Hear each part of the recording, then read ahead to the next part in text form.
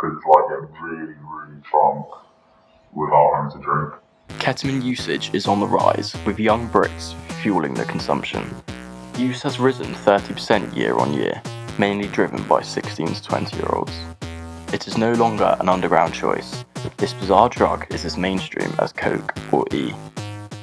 I've seen people absolutely mental on it, I've seen people very happy on it, and people very sad on it. It's become a lot more popular in the last, let's say 20, 25 years, but yeah, it is for mainly everyone, just mainly college and uni students. Even drugs like ketamine, when they're misused in the way that they can be, particularly mixed with other things, the anxiety increases. So it's not, in the long run, it doesn't actually help.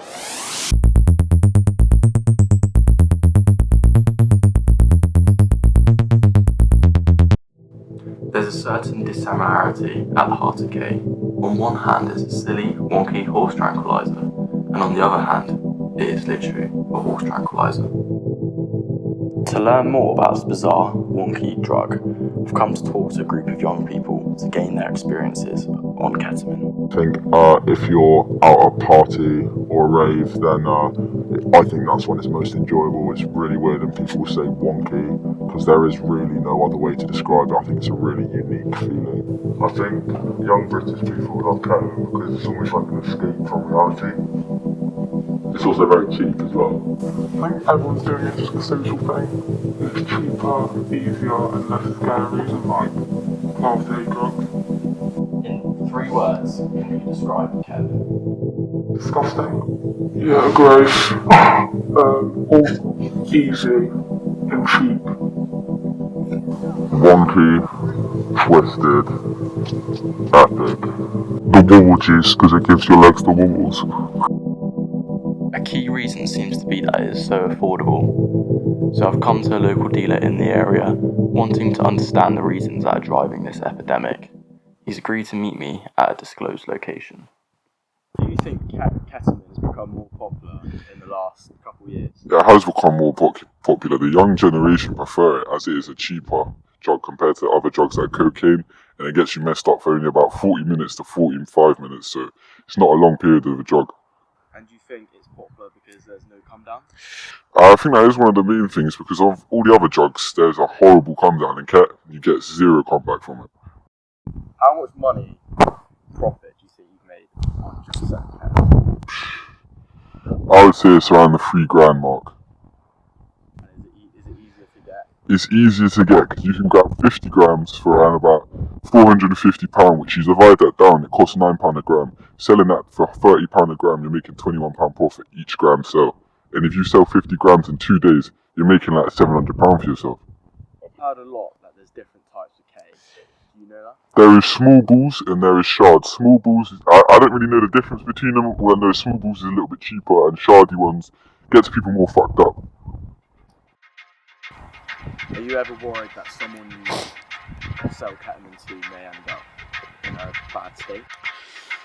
I don't really worry about, I've sold drugs for long, I don't really worry about what happens to the other people. They come to me and I make sure it's not bashed with anything that would kill them, so I know it's their choice of the dosage they want to do. So far, ketamine has seemed like some cheap, wonky fun that potentially goes well with after parties or festivals. But what happens when drug use gets out of hand? Yeah, so I'm Natalie Wilkie and I work as a counsellor and psychotherapist in private practice. Previously worked in the NHS for a while, and I also work with organisations around behaviour and emotional intelligence. They use drugs or alcohol as a form of self-medication. Yeah.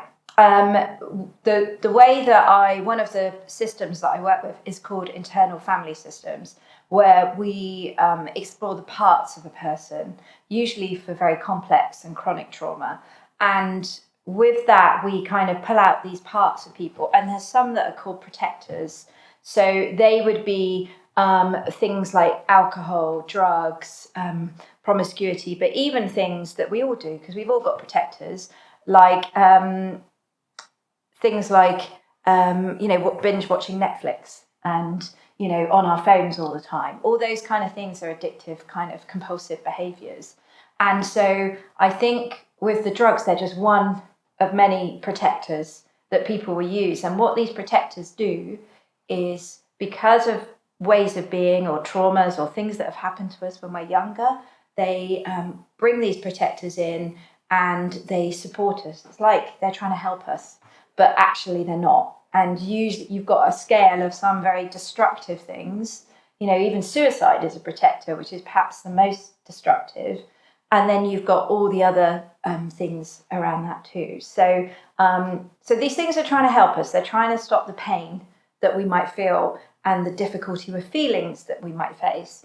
And so this is why it is like a form of self-medication. These protectors are coming up and going, okay, I'm going to use this, I'm going to use that to support myself because I can't go there, Have you had any clients or had any experience where addiction has a negative impact on relationships with friends and family? Yeah, it absolutely does. I mean, I've experienced people where they've lost huge amounts of money, where they have alienated all their friends and family, where they just don't, they won't engage with their family, perhaps because they feel ashamed, so they detach from them and they feel uncomfortable, and just erratic behaviour with family, yeah. A key issue with students seems to be the sheer financial burden placed on them by their addiction. How much money in total have you spent on ketamine? I'd probably say somewhere between £300 and £400. £300 to £400. At least £2,000. It was really when the physical urological symptoms started showing in people, and we were first alerted to this by a group of young people from a small village outside of Bristol who all had bladder problems at a very young age.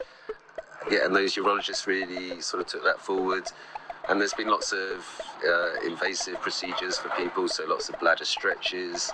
Some people have had their bladders removed altogether. And a lot of these are irreversible symptoms, so people are going to have them for the rest of their lives. It's important to remember it always starts off as a fun, rave or after-party drug. And it's really hard to tell when that recreational habit turns into a serious problem, and it can happen to anyone.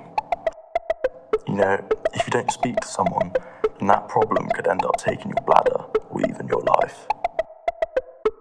So, if you're taken to ease a come down or as a party drug, always remember it takes a gram to knock out a horse, and they're a lot bigger than you.